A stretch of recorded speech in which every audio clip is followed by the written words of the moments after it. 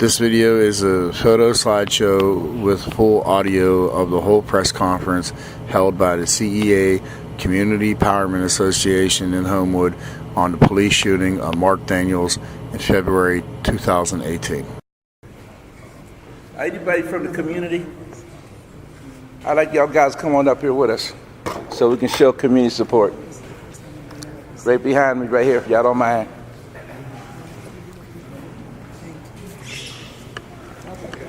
Whoever would like to come up behind us, please.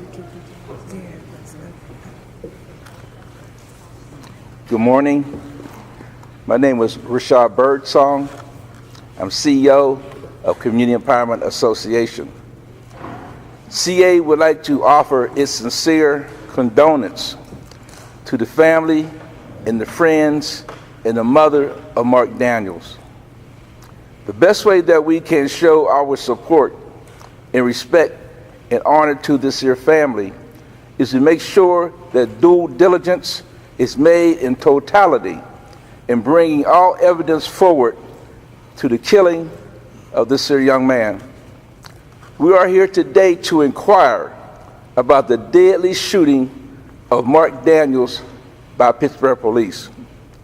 We are asking Mayor Peduto, the chief police, the district attorney, in addition to Allegheny County Police, to thoroughly investigate whether or not any police procedure or policies were violated in this shooting. Specifically, we are asking for the following: a copy of the medical examiner's report, a copy of the police report, information whether or not the police were wearing body cams, and if so, where were they turned on? The police cam videos be released for public viewing and all other transmissions. Any and all witness reports, transcripts of any transmissions, communications by police regarding the shooting. Provide the number of OMI investigations of law enforcement officers from Zone 5 that was involved in this shooting. When we look at the country's national policy on policing in urban neighborhoods, we must reference the broad-based recommendations for sweeping policy changes with police departments throughout the country, which were made under President Obama and Eric Holder's administration. Racial profiling, deadly force, stop and frisk, demilitarization of urban police departments, emotional, mental health, and drug screening for police officers, culture sensitivity training were included in this report from the Justice Department. The Justice Department recommendations of major overhaul due to a history and a culture of law enforcement systems to radically profile and use deadly force against black people throughout the country. For example, nationally, Eric Garner, Walter Smith, John Hall, Sandra Bland, Michael Brown, LaQuay McDonald, Tamir Rice, and locally, Johnny Gamage, Jerry Jackson, Manea Bay, and now Mark Daniels, just to name a few. The widespread practice of abuse by officers in the law enforcement system is unlawful practice and a violation of our first constitutional rights. This practice has made citizens and residents feel less safe by the erosion of the legitimacy of law enforcement system and has created an intensely charged atmosphere where people now feel unsafe, under assault, and under siege by those who is charged to support and protect and serve them. Disproportionately, racial biases and tactics have become substantial tools against black citizens, resulting in highly toxic environments from years of bad feelings which undermines the public trust. We are calling for a transparent, investigative process into the killing of Mark Daniels. When it comes to police shootings of black citizens of Pittsburgh and throughout Allegheny County, it is critical to have an open, transparent, investigative process. And it is vital that the community is made aware of the policies and procedures and the decisions that's made when there's any deadly force used. Our recommendations is as following: independent investigations on all police shootings. All Pittsburgh police officers are to wear and engage body cams. Increase diversity training of the police department where training is provided from the community. Culture sensitivity training for all police officers tied to the community that they serve. Increase community patrols so police officers get to know the people that they are servicing in the community. Get to know the police officers assigned to protect and to serve their community. Back in the day, we had police officers that lived in our community. They knew the community. They had relationships with the people of the community. Screen and assess police officers for potential emotional and psychological suspicious issues around racial biases. Identify and transfer police officers from the communities where there is a history and a pattern of citizens' complaints. Convene a community and police commission to investigate all police shootings in the black community. This will be an indigenous group from the impacted community and members of the Citizens Police Review Board and the zone commander. Identify the policies and procedures on stopping and retaining individuals. Identify the policies and procedure for police officers pulling and firing their weapons, which resulted in deadly force. Provide what type of training police officers obtain to exchange fire. So these are some of the national recommendations that came out of the Obama administration that's being pulled back by Attorney General Sessions and President Trump. We need to continue to enforce policies and procedures to ensure that citizens, particularly black citizens of the country, and more specifically, black citizens of Pittsburgh, is safe. So what I want to do now is open up for any questions and answers.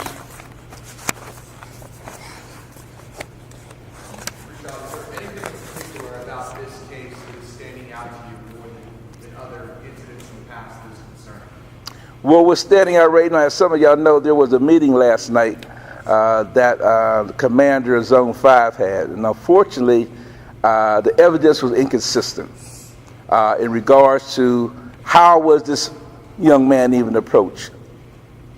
Why was he approached? Why was shots fired? Where's the ballistic report? There's some of the things to substantiate what happened on that dark street, in that dark alleyway. And we have several witnesses that also contradict, the police's report. I mean, this isn't an anti-police position we have. We wanted to be transparent. We want to understand specifically, because there's a lot of young police officers that are being recruited that's here in our community. We want to make sure that they understand protocol, procedurals. And these are the things that we're going to make sure that we sit down and discuss with, the police force in the city. But more specifically, we want to find out what happened to Mark Daniels, and that's why we're here today. So we have other people here. Matter of fact, we have Attorney Tim O'Brien that's with us that can answer some questions about his history. We got Vic here from ACLU.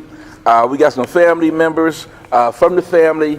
We're not going to talk specifically in detail about the case, though, for legal reasons today. But we have members of the families here. They have talked to witnesses from the community. They attended the meeting last night, so y'all guys are open to ask questions also. Matter of fact, more specifically, there's a couple stories that we would like to get out into the community. And I like one of them stories, the story that you come up here and tell a story. And Denise, I want you to,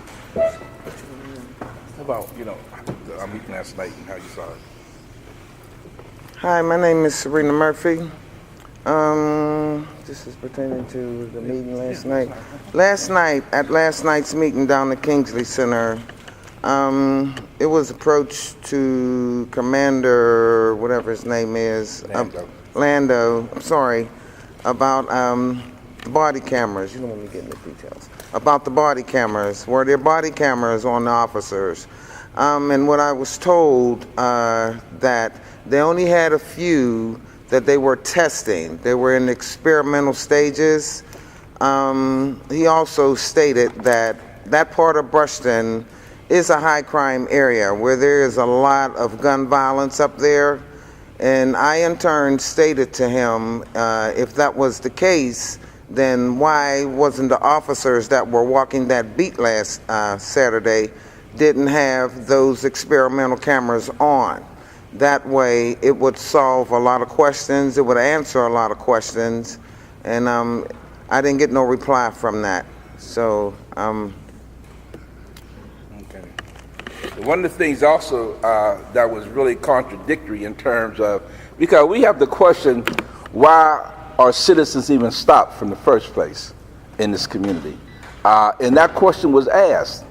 And it is said that Mark Daniels came out of a store, a police officer observed him, and he looked suspicious because he had an aggressive stance. We don't know how do you quantify what aggressive stand is. So in this aggressive stand, he walks down on one side of the street. Now this is what was said at the meeting. The police walked down another side of the street. Now somewhere in between walking down the street together, the police took another exit and somehow met this young man on the corner where he exchanged shots at their head. Now, that does not, go with the smell test. We want to understand what happened. Why did you even confront this here young man? And Denise, come on up here for a minute and share with us what one of the witnesses also told us. Hello, my name is Denise Jones. I'm here working closely with the family. I'll be working closely to make sure I represent them the proper way. I've been watching this closely since the beginning. And the very first thing that the officers had notified the public on VA through the news, they said that they received a phone call that Mr. Daniels was at the corner of Brushton and Bennett armed with a gun. They said they had a phone call that there was a man with a gun at the corner of Brushton and Bennett. Now that we are asking to hear the video, the phone call of whoever made the phone call, they are actually recanting that statement altogether, saying that they did not get a phone call saying, and I watched the live last night, am I correct, that they said they did not have a phone call, so they're trying to do away with that statement that they made right away. They also got on the news after our family got on the news saying that Mr. Mark Daniels did not have a firearm, and that we notified that he did not have any gun residue on his hand. They then got on the news and said, well, we have video camera proof. But then last night at the meeting, they were saying that they just have proof that shots was fired from that gun. They don't have any ballistics, and they don't have a video footage. And then they also told the sister, the detectives told the sister that they have video footage of Mr. Daniels coming out of the store. They said they have footage of the officer approaching Mr. Daniels, and then moments later they see him running, and something's missing in between there. We were out there last night circling the area. We had a visual, and we actually got to look at the cameras. There are two cameras that shows two opposite angles that are right directly in front of the store that we have pictures of. There's also a 360-degree angle camera right on the light pole. And there are street lights present on Brushton, but the alley that they ran through to get to where Mark Daniels passed away at is very, very dark. So the officer stood right in the middle of the street on Brushton Avenue and fired shots where there is street lights and there's a 360-degree angle camera. And we just want that evidence to be present. And we're wondering why they're having these discrepancies. Thank you. Any other questions? Vic or Tim, would you like to make a statement?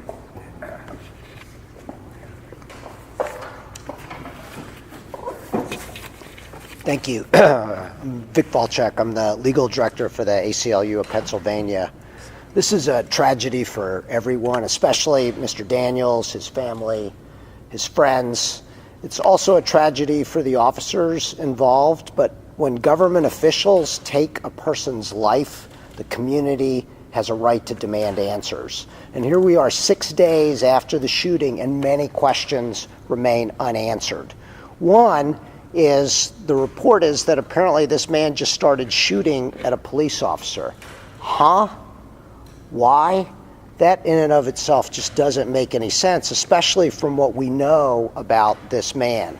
There's talk of a gun, but no one's confirmed whether a gun was indeed found.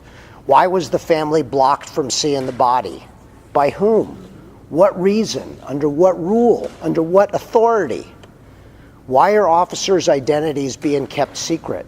Are these names familiar to us from past incidents? Why are there no body cams? And how much other video has been located? It sounds like there's a lot of cameras there, and everybody's hearing about all this video. Let's see those videos. Just trust us is not a governing principle when public employees kill a human being.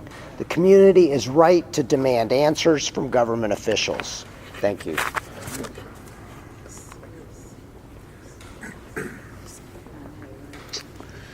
Good morning. Good morning. Attorney Timothy O'Brien, lawyer here in Pittsburgh for many years. I've been litigating with the city of Pittsburgh on police misconduct since 1983. When the police kill someone, and that killing raises more questions than answers, then we in the community, and the family in particular, are entitled to answers. And this killing raises more questions than it should. We have a young man who was at a social event who minutes later, for some unknown reason, began shooting at the police. That doesn't make sense. It raises questions. We have a young man who was shot, according to the information that we have now, in the back. That raises a question. It demands an answer. And as Vic just alluded to, when this happens, there has to be transparency. There has to be openness. There has to be information that's communicated timely and in an appropriate manner. A family should not be prevented from seeing the body of their deceased son. And when that happens, it raises questions, and those questions have to be answered. It's been 6 days since a young man in this community was shot and killed by the police. And the question that has to be asked to the city of Pittsburgh and the police department is, why don't we have more answers? Why did things happen the way that they did?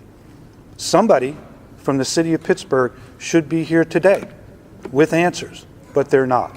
So on behalf of the family and on behalf of the community, at least from my office, we're going to get the answers. Thank you. Thank you. Thank you. Thank you, Jesus. Thank you, Jesus. Thank you, Jesus. Justify myself. Good morning. First, I think we should just take a minute for Mark Daniels. There's a family that is suffering, a family that is in a lot of pain. And before we go any further, we just want to let you know we standing with you and we with you. And I think one of the ways that we do this is that we just have to come to some answers about what happened. We need to make sure that the transparency, as you heard other people talk about, is in place. Because the only way that we're really going to get to that healing is if we learn to believe one another. And the way that we get to believe in one another is through transparency. We have to make sure we're extremely transparent on this case, because it goes to the foundation of what we talked about all the time. And that's how we build better police and community relations. And so as this family right now is honoring, I'm not going to say mourning, they're going to honor the life of Mark Daniel. Yes. We also have an opportunity to use this as a police community relations that makes it a positive thing by, one, being transparent, and two, making sure that we're working together. I know that there's some police officers out there, some organizations, Brandy Fisher, Tim Stevens, Rashad Birdsong, all they want to do is work on how we improve police community relations. So from a community side, I think that the tables have set. And I also know that there's a whole lot of police officers out here that want to improve police community relations. I have no doubt about that. There are some police officers I would leave my children with and know that they would grow up to be healthy. So by no means can it not happen. What has to happen is that we work together, one, to be transparent so that this family can honor their son. And the second one we got to do, because we have this great opportunity, is talk about at a table how we become better with police and community. I think a lot of people have made a lot of powerful and good steps. We don't want this to take, we want this to empower. So in order to do that, transparency has to be number one. And if we get that, it'll be a step for the city of Pittsburgh. Thank you.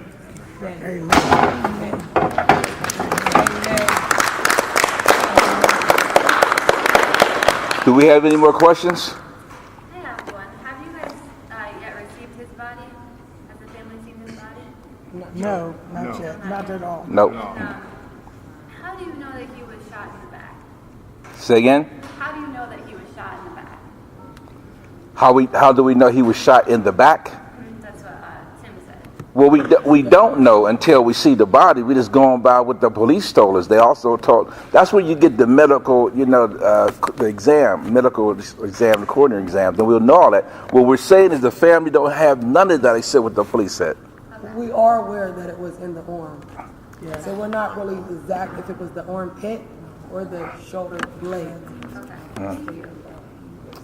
One is talking about the legislation with the body cameras and why they didn't have it and only had a certain amount. Why they didn't have it? Yeah, and Well, there's a couple stories of that too, because said last night that they got 500 cameras for police. So well, you remember during the Obama administration and Eric Holder, that became a big issue about body cams, and they gave the directive throughout the country and even money. As a matter of fact, I remember Pittsburgh saying that they had body cams, but I heard recently that it has something to do with legislation. So we're not even sure on that, whether or not there's a policy or a procedure for Pittsburgh police officers to wear body cams yet. We don't even know that.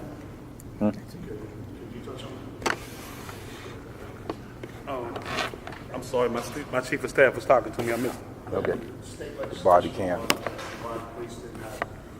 And what changed to make them have it today? I'm not sure why they didn't have them. I think, and I don't want to speak for nobody, Rico, so I'm not sure. I think that should be a question that should be more for Commander Lando, because I don't want to misrepresent anything that he said last night. I don't want to do that. I don't want to put that in the air. I think it would be wrong. I know some of the things that, most of the legislation passed, but the reality was some of the conversation that was going on behind it was when they go into people's homes and what violates that, because a lot of people don't want you taping inside their homes. A lot of people feel it's just, so how do you do that? So that was some of the conversation that was taking place in Harrisburg around that legislation, which took it a little bit longer to get out. And that's why I don't want to speak for the commander of the police force, because they should be able to answer that. I'm not sure, and I don't want to do that at all. Okay.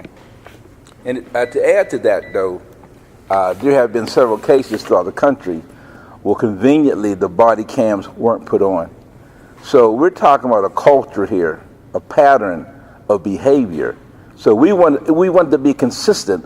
We know if you violating somebody, First Amendment rights or whatever in your home, turn it off. But if you know you're in a hot crime area, such as the young lady has said over here, you need to have that body cam on.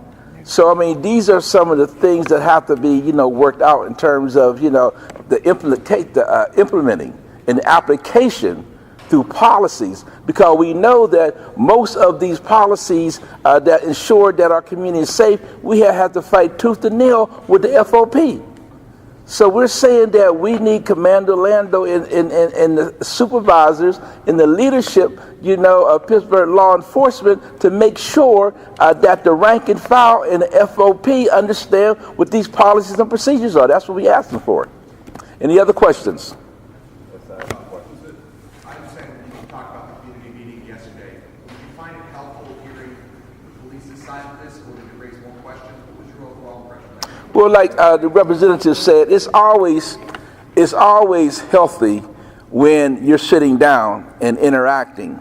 But there has to be a sense of transparency, because unfortunately, when the police don't live in a community, their reality is different than ours. So, and that's why we came up and voted for the residential ordinance, for police to be in the community. We voted on that twice. They went to the Supreme Court and they won it. So we have law enforcement officers do not have to live in the community. When you're talking about community and police relationships, that means that, you know, going to church together, shopping in the stores together, working together, social clubs and groups together. So when the police come into the black community, they seem like an occupying, you know, army. And those are the things that we're trying to resolve. That's why Obama talked about the demilitarization of urban neighborhood police force, because when they come in the community, the armory that they had, the intimidation that they had on regular black citizens. These are the things that continue to have to be resolved when we start talking about institutional racism and racism in this country. Just to be clear on this, has the body not been released from the coroner's office to a funeral home yet? Is the body still not been released? What did he say? It's on hold. It's released. His mother has the ability to go down there and obtain any information, but until Mr. O'Brien gets to move forward after this today, we will have more access to the body. And also, just to the statement, was there a statement made at the meeting that acknowledged by a police official that the point of the gunshot victim was back? The medical examiner's office notified his sister, Quay, that what killed him was a gunshot wound to the armpit. He bled out. I think he's and I supposed to be answer to holding the his question, hands. excuse me, if I may, that's one of the problems here, is that we don't have the documentation in our hands to actually read it for ourselves. There's been information communicated regarding the access point of the wound, but until we see it, we won't know for sure. But no one in a meeting for communication used the word. It's a question that you want answers on. It's not something that's already been said. That is correct. Any other questions? Okay, we want to thank everybody for coming out. That's the end of the conference. I have one more question. My name is P.P. Shakur. I'm with the Black Panther Party of Pittsburgh, and as a person in the community, I have a problem, and I want some clarification and understanding of why police cars, cameras, videos aren't being released. The 911 calls is not being released. Any cameras and any video dealing with this whole situation. Like, we have to keep beating these bushes every time. I'm sorry. We have to keep beating these bushes every time. I'm sorry. So we do this every time. Every time the police kill somebody, we go through this process. You can see this room isn't even filled. So this is not a serious issue to the city of Pittsburgh, like a lot of these issues be. So I don't know what's going on. I do know that the newspaper and the TV, I know the power y'all have, and I'm trying to figure out a little bit too of why y'all ain't doing more as investigators and demanding answers and backing us as the people. That's what I don't understand. Y'all have more power than us. Y'all asking us questions that y'all should have answers to. And that's all I have to say. I don't understand none of that. First time they shot it, this is not the first time they did it. So as you see, this is a major concern of our community, and this is a historical concern of our community. I mean, generation after generation after generation have to deal with this issue. We know historically that most social resistance and riots, as some people call, came about due to conflict between police officers and citizens of this country. So we're trying to minimize any conflict between black citizens and law enforcement in this city. And there got to be some concern on all sides and throughout the community. So we definitely asking y'all guys to be more interactive in terms of conversations such as this, and put your best foot forward in terms of when you present this here to the broader community. Thank you. There could be somebody in your family. Thank you. Thanks for watching the video. Make sure you hit the like button and subscribe to the channel so I can bring you more videos on subjects like this and many other topics. Please leave any comments in the comment section.